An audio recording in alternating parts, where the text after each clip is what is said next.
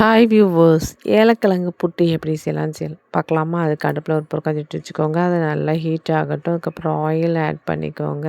Oil heat ஆனதுக்கப்புறம் கடுகு எண்ணெய்ச்சிக்கோங்க. போட்டுட்டு கடுகு வெடிக்கட்டும். இதெல்லாம் நீங்கள் வரமிளகாவை பிச்சு போட்டுக்கோங்க. அதுக்கப்புறம் வெங்காயம் ஆட் பண்ணி நல்லா என்ன வதக்கி விடுங்க. அதுக்கப்புறம் ஒரு பூண்டை என்ன செஞ்சுக்கோங்க, நல்லா தட்டி இதில் ஆட் பண்ணிவிட்டு இந்த எண்ணெயில் என்ன வதக்கி விட்டுக்கோங்க. அதுக்கப்புறம் தேவையான அளவுக்கு தேங்காவை திருவி என்ன செஞ்சுக்கோங்க, இதில் ஆட் பண்ணிக்கோங்க. ஆட் பண்ணிவிட்டு அதை என்ன நல்லா வதக்கி விடுங்க. நல்லா என்ன ஆகட்டும், தேங்காயும் இதில் சேர்ந்து நல்லா வதங்கட்டும். நான் ஏலக்கிழங்க மஞ்சள், உப்பு போட்டு ஏற்கனவே என்ன செஞ்சுருக்கேன், வேக வச்சுருக்கேன். வேக வச்சுருக்கிற அந்த ஏலக்கிழங்க உதிரி ஆக்கி என்ன செஞ்சுருக்கேன், இதில் ஆட் பண்ணியிருக்கேன். ஆட் பண்ணி நல்லா மிக்ஸ் பண்ணி விடுங்க. தேவையான அளவுக்கு சால்ட் வேணாலும் என்ன செஞ்சுக்கோங்க, சால்ட் ஆட் பண்ணிவிட்டு நல்லா மிக்ஸ் பண்ணி விடுங்க.